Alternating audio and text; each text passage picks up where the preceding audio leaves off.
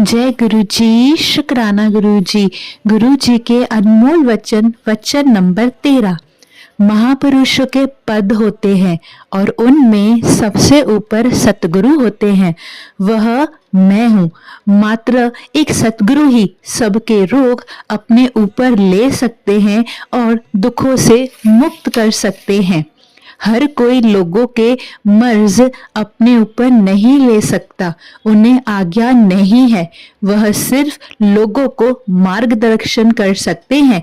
ऐसा मनुष्य किस काम का अगर वह रब का शुक्राना ना कर सके। In English, there are positions of great people, and at the top positions are Sadgurus.